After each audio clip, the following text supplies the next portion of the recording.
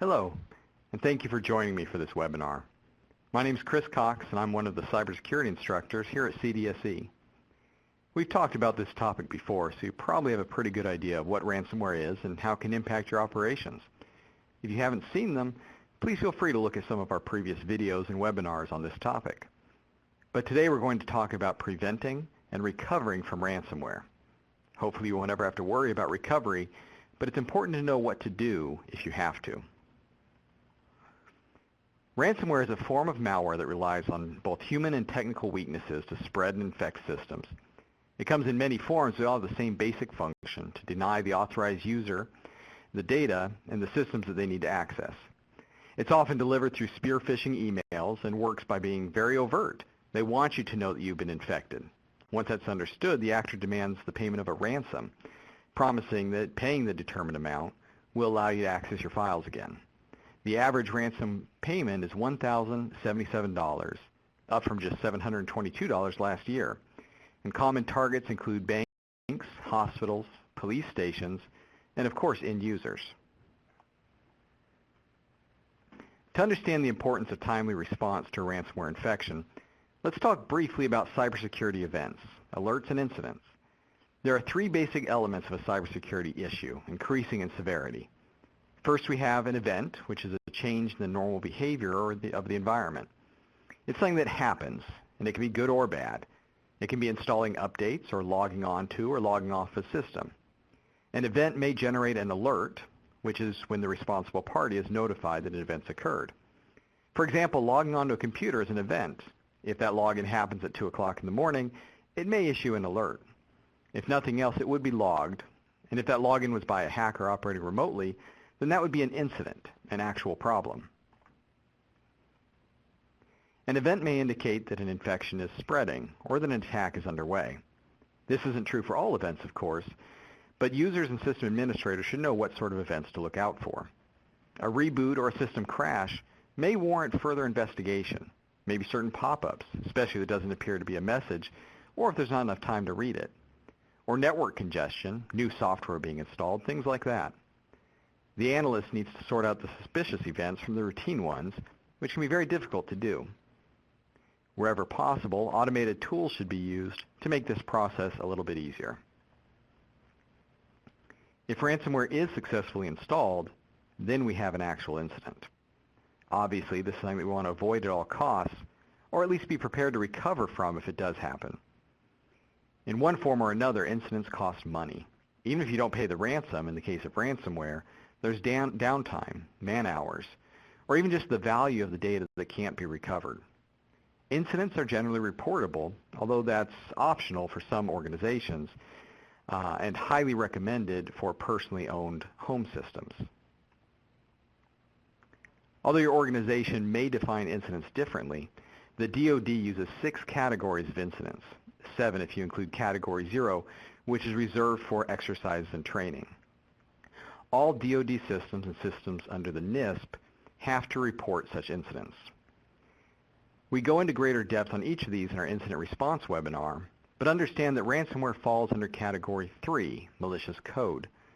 This category includes other forms of malware like viruses and Trojan horses. Anytime malicious software successfully infects the operating system or the application.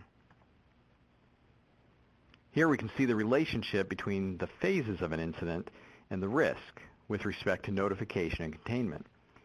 If an event is determined to be indicative of malicious activity and it's stopped there, then the risk is low and notification and containment is fairly straightforward. If an incident occurs, that is, if it wasn't detected as an event, then the risk increases a great deal. There's additional reporting requirements depending on your organization, and containment becomes far more difficult. That's why an incident response plan is so important, because it defines what needs to be reported and how to report it, and also how to contain an incident before it spreads. It saves time and decreases the impact. Now, it seems like every time you turn on the news, you're hearing about another ransomware infection. It's only getting worse, and that's not a trend we can expect to reverse anytime soon. It's become a very profitable business model for criminal organizations, and the growth of new exploits and previously unidentified vulnerabilities only serve to make their job easier. The impacts are fairly clear. A loss of sensitive or proprietary information, or even personal information, if it's your home computer that gets infected. It disrupts your business, particularly if the system is critical to your core business functions. And as I mentioned before, even if you don't pay the ransom, which you really shouldn't, and we'll get to that in a moment, there will be some sort of cost, especially if you don't have full and proper backups. And there's also the matter of public relations. No company wants to find themselves in the news after facing a particularly damaging incident. So then with that in mind, the first step should be prevention. We obviously don't want to get infected in the first place, so we can take certain steps to try to avoid it. Your first line of defense is going to be your employees, the end users that are using the targeted systems on a day-to-day basis. If they know their role and they know what to look out for, they can alert security personnel or system administrators if anything appears out of place. This can save a lot of time and trouble if the ransomware doesn't get past the event stage. All users should know by now not to click links in unsolicited emails or open attachments, which is a common method for spreading any form of ransomware. Keep privileged accounts, like admin accounts, to a minimum, and be careful when setting file and folder access permissions. Improperly set permissions can allow malware to spread through a system or network. And consider application whitelisting if that's feasible for your organization, so that unauthorized programs can't execute. Keep your operating system, your software, and your firmware patched and updated. In many cases, the vulnerabilities that ransomware uses to spread have been known and patched for some time, but it's unpatched systems that keep getting infected. This was the case with the recent WannaCry variant of ransomware, which exploited unpatched Windows XP systems. So keep your antivirus and your anti-malware system software also installed and make sure it's regularly scanning your system, and this is very important. Make sure to regularly back up your files and keep copies off-site. This is a good practice so that your backups won't get infected if they're stored in a system or network, and they'll still be available in the event that your primary site isn't accessible for any reason. Now, I hope you don't get infected with ransomware, but if you do, it might not be too late, and it won't be too late if you plan ahead. First, isolate the infected system from the network to make sure the ransomware doesn't spread. Locate your backups and make sure to keep them separate from the infected system until you're ready to restore it. Until that system is completely restored, that is, the drive is formatted and a trusted operating system is installed, the system should be considered to be suspect. Do not let your good backups come into contact with the infected system. If you have data that cannot be recovered, if it's not backed up and it has been encrypted, you may be able to find a decryption tool from your antivirus provider or from No More Ransom, which is a partnership between law enforcement, researchers, government entities, and other organizations that are established to combat ransomware. Some older variants have been broken, so you can get the decryption key for free without having to pay the ransom or interface with the criminal organization that may have created it. If nothing else, the biggest takeaway is that backups are key. Having a good backup program will negate the effectiveness of a ransomware infection. That's because you'll be able to recover your own files without paying the ransom at all. Make sure you have known good installation media to reinstall your operating system. If you can't trust the operating system, you can't trust the system at all. Back up your critical data and store it off-site, but where it's readily accessible if needed.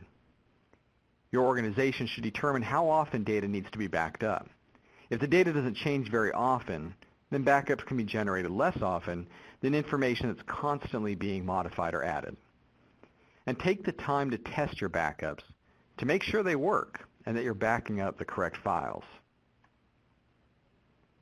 If you are infected, you may be tempted to pay the ransom.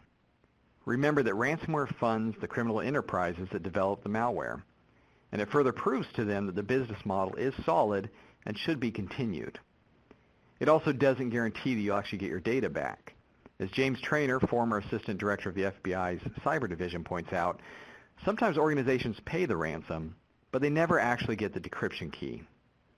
And finally, paying the ransom clearly impacts the profitability of the organization, or it may come out of personal savings if you're infected at home. So if possible, prevent ransomware infection by taking the basic steps that we talked about today. But if you do get infected, there's options to recover. But most of all, good backups can help you recover from a ransomware infection without resorting to paying the ransom. If you have any further questions about this topic, please reach out to the cybersecurity team at dss.cybersecuritytraining@mail.mil. I want to thank you again for spending time with me today, and I hope that you got something out of it. Until next time, I'm Chris Cox, reminding you to stay secure, plan ahead, and have good backups.